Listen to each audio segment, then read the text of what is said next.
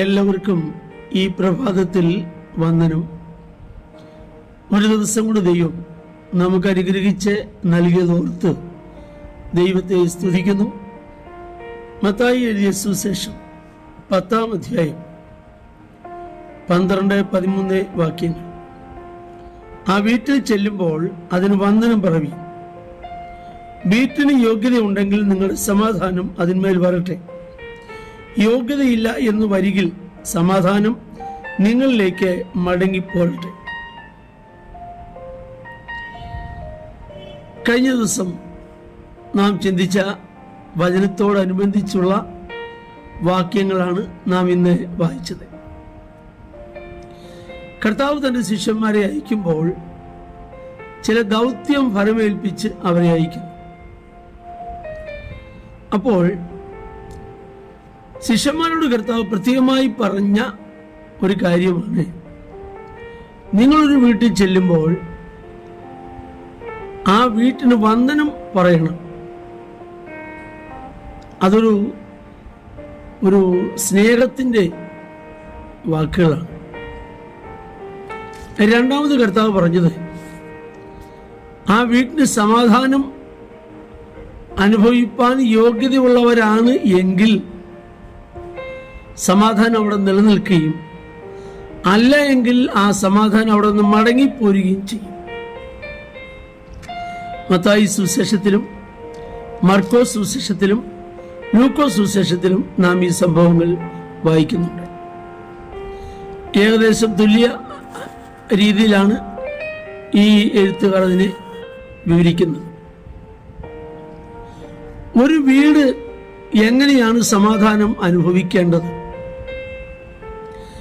വ്യക്തമായി കർത്താവ് പറയുന്ന ഒരു ഭാഗമാണ്, നിങ്ങളെ ആ വീട്ടിൽ കൈക്കൊണ്ടാൽ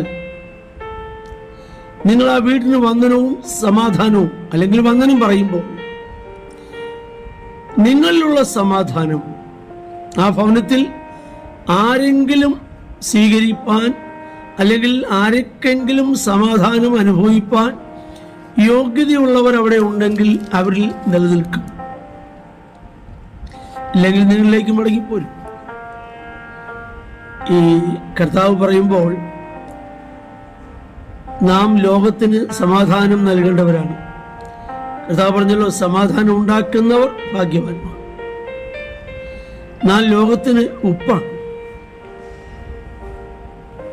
അഥവാ രുചി നൽകുന്ന ഒന്നാണ്. നാം ലോകത്തിന്റെ വെളിച്ചമാണ്.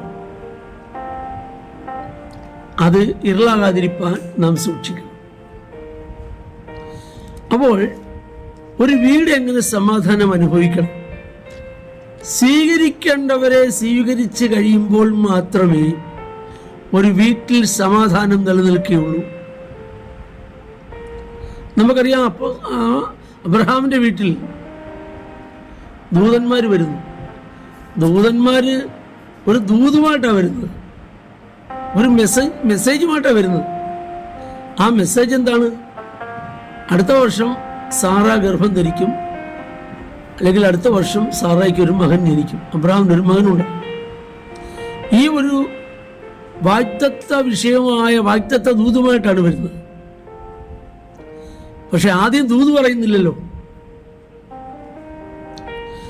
ആദ്യം അബ്രഹാമിന്റെ പെരുമാറ്റം എങ്ങനെയുണ്ടെന്നാണ് പരിശോധിക്കുന്നത്. വന്നവരോടുള്ള അബ്രഹാമിന്റെ ട്രീറ്റ്മെന്റ് എങ്ങനെയുണ്ടെന്നാണ് അവർ പരിശോധിക്കുന്നത്. അപ്പോൾ അബ്രഹാം വയസ്സ് ചെന്നിരിക്കുന്നു.